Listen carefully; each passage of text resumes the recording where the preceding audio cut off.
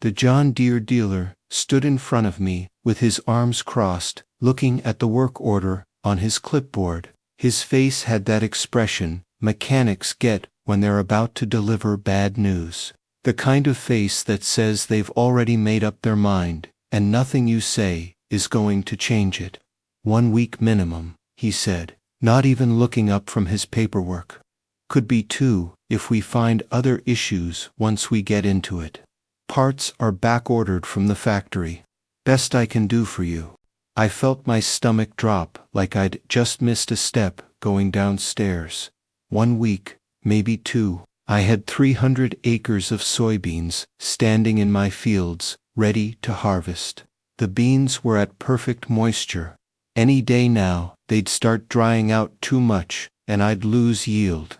And the weather forecast I'd checked that morning showed a major rain system moving in from the west. 5 days out. Maybe 6 if we were lucky. If I waited a week for this combine to get fixed, I'd lose half my crop to mold and weather damage. If I waited 2 weeks, I might as well not even bother harvesting. The bank doesn't care about weather delays or broken equipment. They just care about getting their loan payments on time. This is the busy season, I said, trying my best to keep my voice calm and reasonable. Can't you prioritize it? Rush order the parts. I'm looking at serious losses here. Serious money. He finally looked up from his clipboard, and I could see in his eyes that he'd heard this exact same plea from a dozen other farmers already that week. So is everyone else. Buddy, you think you're the only one with beans ready to come off. You're number 17 on my repair list. 17. I got guys who've been waiting longer than you. 1 week minimum. Maybe 2. That's the best I can do. Take it or leave it. My name is Cole Henderson. I'm 41 years old, and I farmed 400 acres just outside Decatur, Illinois. Been doing it for 12 years now, ever since my father passed and left me this land. Every dollar I've ever earned is tied up in this operation. Every bit of equity, every ounce of hope for the future. That John Deere 9600 combine sitting in the dealer's service bay with its hood open and diagnostic cables running everywhere was supposed to be my ticket to modern, efficient farming.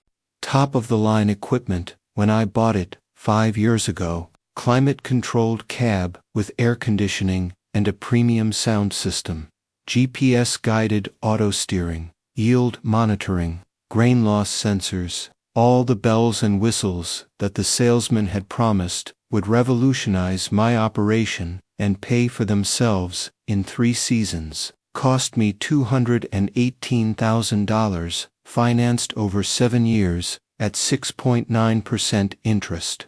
I was still making payments of $3,200 a month on that machine, would be for another 2 years. And now it wouldn't start. Wouldn't even try. Just gave me a series of angry clicks and error codes on the computer screen when I turned the key that morning. Dead as a doornail, right at the exact moment I needed it most. Right when 300 acres of premium soybeans were standing at perfect harvest moisture, waiting for me to get them out of the field and into the grain bins.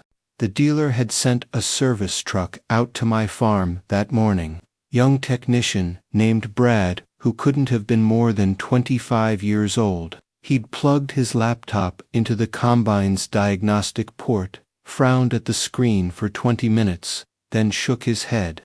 Main computer module is fried, he'd said. Happens sometimes. We'll have to tow it in and replace the whole unit. Can't fix it in the field. How long? I'd asked him, already knowing I wasn't going to like the answer. He'd just shrugged. Hard to say. Parts are coming from the factory in Iowa. Could be a week, could be longer. It's harvest season. Everybody needs parts. So they'd loaded my $200,000 combine onto a flatbed truck and hauled it away while I stood there in my driveway feeling sick to my stomach, watching my entire harvest season disappear on the back of a tow truck. I drove home from that dealership, feeling sick. Sat in my truck in the driveway for 20 minutes, just staring at my barn, thinking about all the money I'd spent on that machine, all the payments I still had to make, all the promises the salesman had made about reliability and uptime. My wife Sarah came out to check on me after I'd been sitting there for almost half an hour. She knew something was seriously wrong just by looking at my face through the truck window. 20 years of marriage will do that. You learn to read each other. The combine's down, I told her when she opened the passenger door. Computer's dead, won't be ready for a week. Dealer said maybe 2 weeks, if they run into complications. She didn't say anything at first. Just stood there with her hand on my shoulder, looking out at the fields, same as I was. I could see her mind working, calculating, thinking through options the same way I'd been doing for the past 30 minutes. Then she said something that honestly surprised me. "What about your dad's old Farmall?" I actually laughed out loud, not because it was funny, but because it seemed so absurd. Dad's old Farmall M had been sitting in the very back corner of our oldest barn for probably 15 years, maybe longer. He'd used that tractor up until the mid-90s, plowing and planting and doing odd jobs around the farm, before he finally broke down and bought something newer with a cab and power steering. When he passed away 6 years ago and left me this farm, that old red tractor came with everything else. I'd kept meaning to sell it at auction or maybe scrap it for parts, but there was always something more urgent to deal with, so it just sat there, gathering dust and cobwebs, taking up space I could have used for something else. "Sarah," I said, "that thing is older than I am by a long shot. It's got to be what, 60 years old, 70, 68, she said, without hesitation. "Your dad bought it, used in the spring of 1973, from a farmer up near Bloomington who was retiring. I remember him telling me the whole story. Said it was a 1956 model. Said the man he bought it from had kept it in immaculate condition. Your dad paid $1,200 for it and thought he'd gotten the deal of a lifetime." I'd forgotten she knew all that. Sarah had spent a lot of time with Dad before he passed, listening to his stories about the farm and the equipment and the old days. Stuff I'd been too busy to pay attention to back then. "Even if it runs," I told her, "and that's a big if, I can't harvest 300 acres of soybeans with just a tractor and that old pull-type combine that's been sitting next to it. That would take forever. We'd never beat the weather." "How long would it take?" she asked, and I could tell by her tone that she was seriously considering this, not just throwing out a crazy idea. I thought about it, did some rough math in my head. With the big John Deere 9600, I could normally harvest about 150 acres in a full day of hard work. 300 acres would take me maybe 2 long days if everything went smoothly. With the old pull-type setup, assuming everything actually worked, I'd be moving at maybe a third of that speed, maybe less. I thought about it. With the John Deere, I could do 300 acres in maybe 2 long days. With the old setup, assuming it even worked, I'd be looking at maybe a week of 16-hour days. Too long, I said. The rain's coming Friday. I'd never finish in time. Sarah looked at me with that expression she gets when she's made up her mind about something. She said, "The dealer said 1 week minimum. That's 5 working days. If it rains Friday, you lose the crop either way. But if you start tomorrow morning with the old equipment, you've got 4 full days before the weather turns. Isn't 4 days better than sitting here doing nothing?" She was right. I hated that she was right, but she was. I spent that evening out in the barn with my flashlight, looking at Dad's old Farmall. The red paint was faded and dusty. There were cobwebs on the steering wheel. The tires were dry-rotted and cracked. The exhaust pipe had a wasp nest in it. But when I checked the engine oil, it was still clean. Dad had always been meticulous about maintenance, even on equipment he wasn't using anymore. I found a notebook in the toolbox bolted to the side of the tractor. His handwriting, maintenance logs going back to 1973. Last entry was dated April of 2008, 2 months before he died. Changed oil, greased all fittings, started engine, runs strong. This old girl's still got plenty of life left. I felt something catch in my throat reading that. Dad's handwriting, his voice in those words. I pulled out the choke, turned the key, and pushed the starter button. The engine cranked over slowly, once, twice, 3 times, then it fired. Black smoke poured out of the exhaust for a few seconds, then cleared. The engine settled into a rough idle, then smoothed out. That distinctive sound of the old 4-cylinder engine. The same sound I'd fallen asleep to as a kid when Dad was working late in the fields. I sat there on that tractor for a long time, just listening to it run. Thinking about all the acres Dad had worked with this machine, all the harvests, all the years. The next morning, I was up at 4:30. Sarah made coffee while I hooked up the old pull-type combine to the Farmall. It was a Massey Ferguson Model 65 that Dad had bought used around the same time he got the tractor. I'd kept it stored in the same barn, covered with tarps. The combine hadn't run in just as long as the tractor, but Dad had maintained it the same way. I checked the belts, greased the bearings, cleaned out the chaffer and the sieves.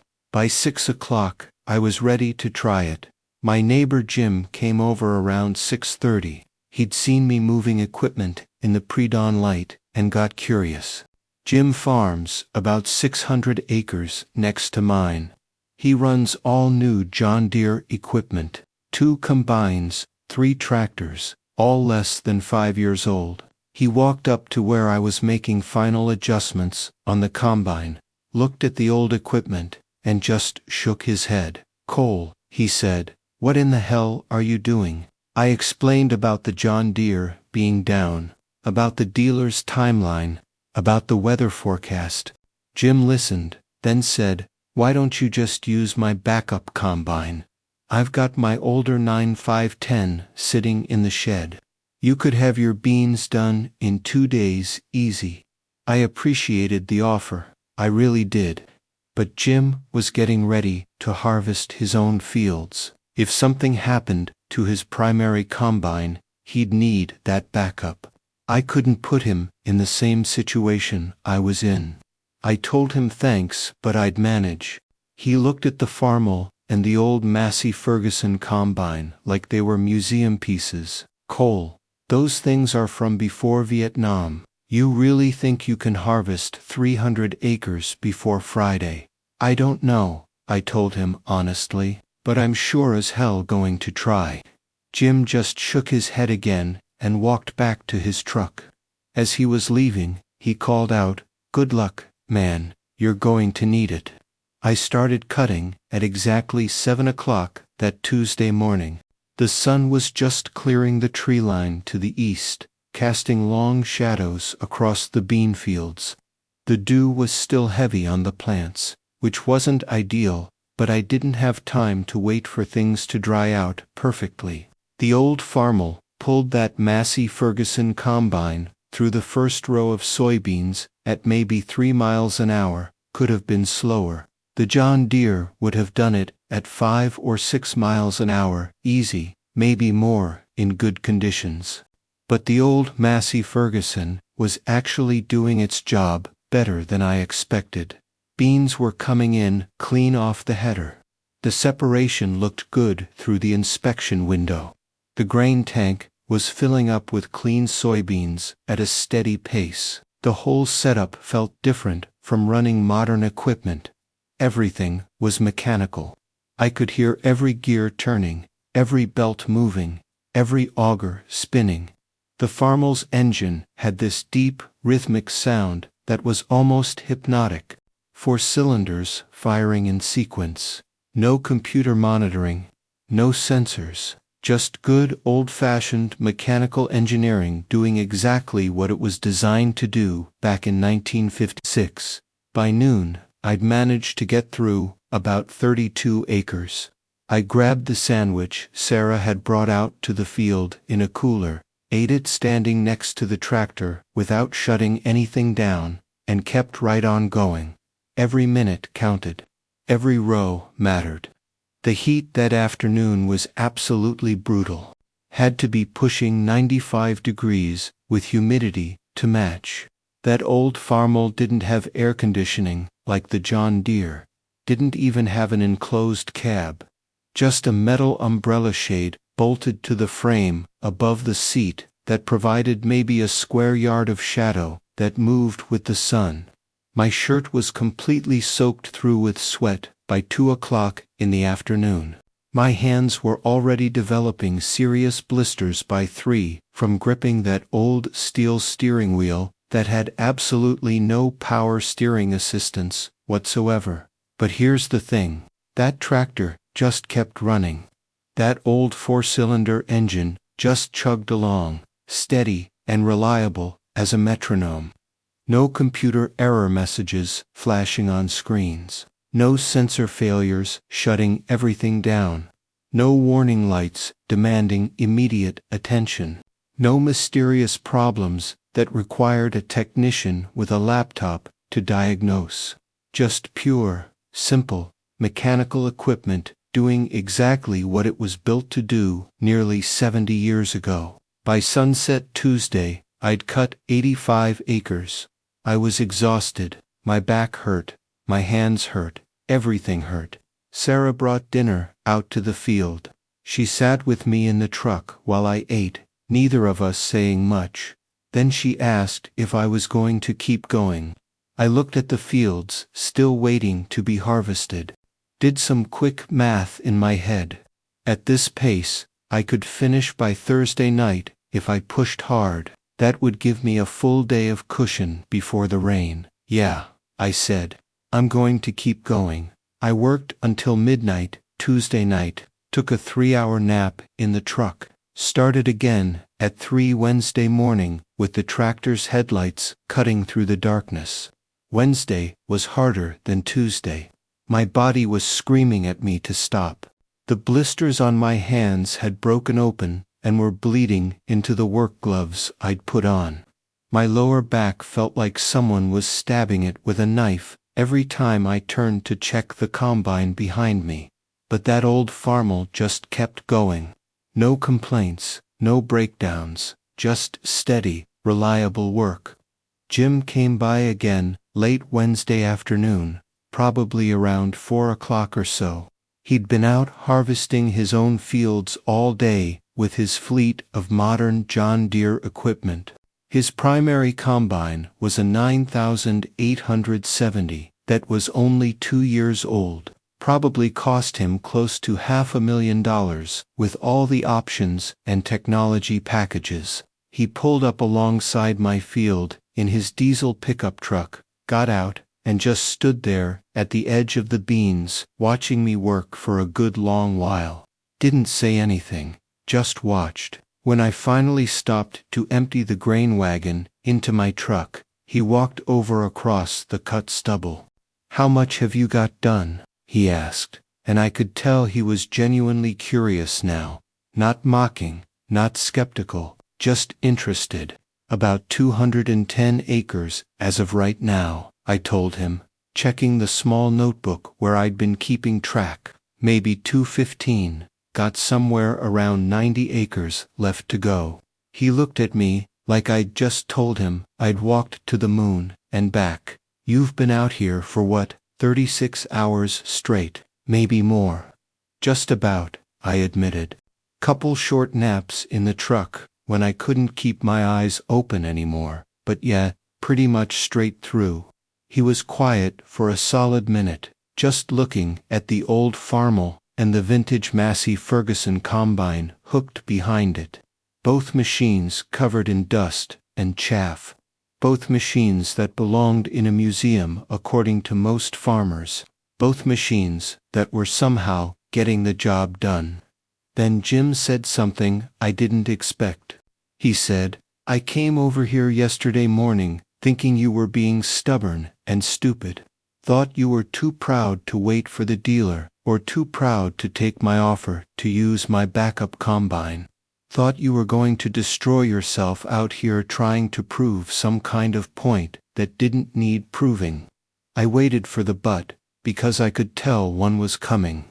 But I've been watching you work these past 2 days," he continued. "That old tractor hasn't stopped once. Not one single time. Haven't seen you pulled over on the side of the field, working on it. Haven't seen any breakdowns. Haven't seen any problems at all. Meanwhile, my brand new 9870, through a belt tension sensor error, yesterday afternoon, cost me 2 full hours to reset the computer and get it running again. Then this morning my backup 9510 had some kind of GPS calibration issue. Another hour gone, while I tried to figure out what the computer was complaining about. You know what I'm starting to realize? Those old machines, like your dad's Farmall, they just worked. They didn't have 50 things that could go wrong. They didn't need software updates. They didn't require a technician with specialized diagnostic equipment to fix them. A good mechanic with basic tools could keep them running forever." I nodded. "That's what my dad always said. Anything with a computer will eventually have a computer problem. Anything mechanical you can fix with a wrench." Jim helped me finish emptying the grain wagon, then headed back to his own farm. Before he left, he said, "I think you're going to make it, Cole. I didn't think you would, but I think you're actually going to make it." Thursday morning, I woke up to Sarah gently shaking my shoulder. I'd fallen asleep in the truck cab again. My neck was stiff. My whole body felt like I'd been in a car accident. "What time is it?" I asked. 5:30, she said. "You've got about 60 acres left. Weather forecast still shows rain, starting tomorrow evening." I dragged myself out of the truck and climbed back onto the Farmall. The engine started on the first try, just like it had every single time for the past 3 days. By noon Thursday, I was down to 30 acres. By 4 o'clock, I had 15 to go. At 7:30 Thursday evening, I cut the last row of soybeans. The sun was setting orange and red on the horizon. The fields were done. All 300 acres harvested in 3 days. I shut off the Farmall's engine and just sat there in the sudden silence. I couldn't quite believe it was over, that I'd actually done it. Sarah drove out to the field with our 2 kids in the truck. They ran over to me, yelling and excited. I climbed down off that tractor and hugged them so hard they complained I was squeezing too tight. That evening, I went back to the John Deere dealership. Not because I needed to, just because I wanted to. The same service manager was there, getting ready to close up. He saw me walk in and checked his computer. "Just wanted to let you know," he said, "we're still waiting on that part for your combine. Should be here Monday, maybe Tuesday." I nodded. "That's fine. I don't need it anymore." He looked confused. "What do you mean?" "I mean I finished my harvest. 300 acres. Done this afternoon." His eyes went wide. "You're kidding. How? Did you rent a combine from someone?" "Nope," I said. "Used my dad's old 56 Farmall and a Massey Ferguson Pult type." The service manager just stared at me. He didn't know what to say. "Those old machines," I told him, "they don't have sensors to fail, or software to update, or computers to crash. They just work.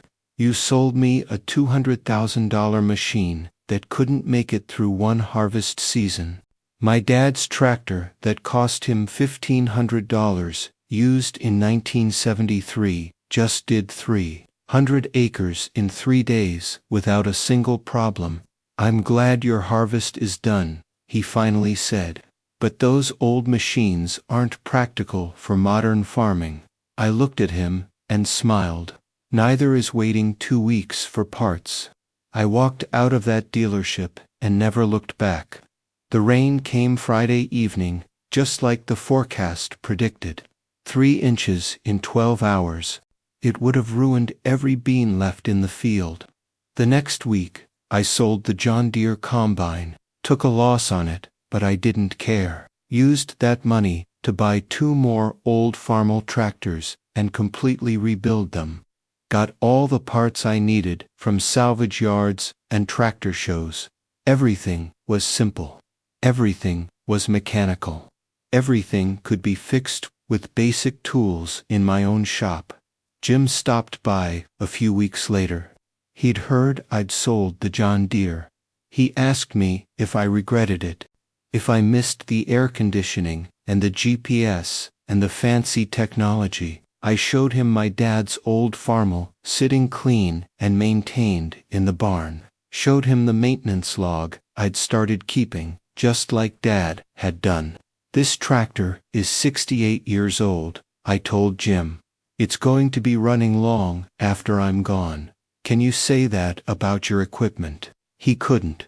Last spring, I got a letter in the mail from that same John Deere dealership. Some kind of customer satisfaction survey they send out to everyone who's had service work done. Bunch of questions about wait times and technician knowledge, and would I recommend their service department to other farmers in the area.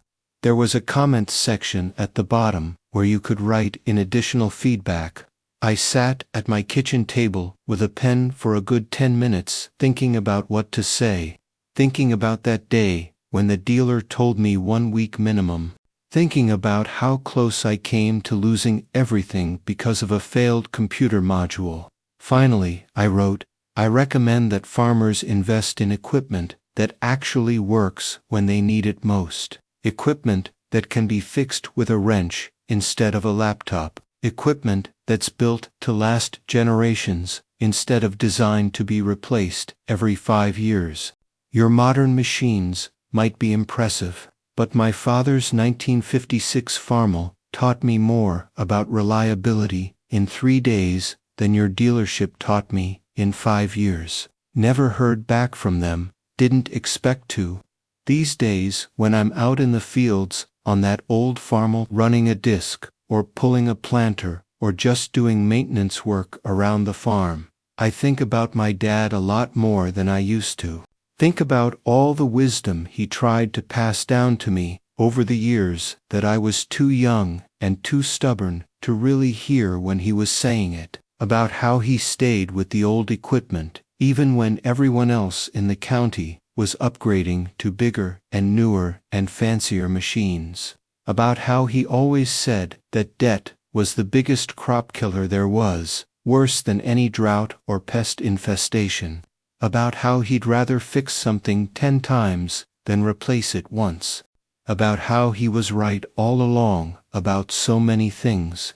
Sarah asked me once, maybe 6 months after that harvest, if I ever worried about the old Farmall breaking down at a critical moment, if I ever regretted selling the John Deere and going back to vintage equipment. I told her exactly what Dad told me when I was just a kid, probably 8 or 9 years old, and he was first teaching me how to drive that same tractor. I can still hear his voice saying it.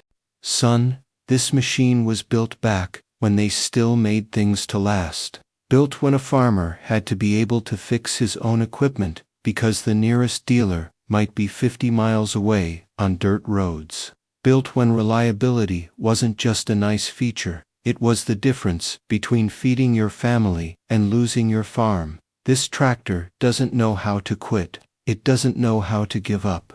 It just knows how to work. And if you treat it right and maintain it proper, it'll outlive both of us and still be running strong when your grandkids are farming this land. He was right about that too. That old Farmall is still running strong to this day. Still starts on the very first turn of the key every single time. Still pulls whatever implement I hook behind it without a single complaint. Last month, I changed the oil and greased all the fittings and checked the maintenance log I've been keeping, same as Dad kept all those years. The tractor now has somewhere around 14,000 hours on it, 68 years old, and still working like it's barely broken in. Can't say that about much equipment made today. The dealer said 1 week minimum, maybe 2 if they ran into complications. That old Farmall said 3 days, and that 3 days made all the difference between keeping my farm and losing everything I'd worked for. I learned something important during those 3 days running that old tractor from dawn until way past dark. Learned that newer isn't always better, that complicated isn't always smarter, that sometimes the old ways, the simple ways, the ways our fathers and grandfathers did things, those ways worked because they were built on real wisdom, built on understanding what actually matters. What matters is reliability. What matters is being able to fix your own equipment. What matters is not being at the mercy of parts, suppliers, and service departments and diagnostic computers when your livelihood is on the line. Dad knew that, tried to teach me that. Took me nearly losing everything to finally understand what he'd been saying all along. These days I tell that story to younger farmers whenever I get the chance. Tell them about the 3-day harvest, about choosing the old Farmall over waiting for the modern combine, about what real reliability means. Most of them look at me like I'm crazy, like I'm some kind of stubborn old-timer who refuses to embrace progress. But every now and then, one of them gets it. One of them sees the truth in what I'm saying. One of them starts asking questions about where to find old equipment and how to maintain it and whether those old machines can really compete with modern technology. And to those ones, I always say the same thing. The dealer said 1 week. The old tractor said 3 days. Which one would you trust with your future?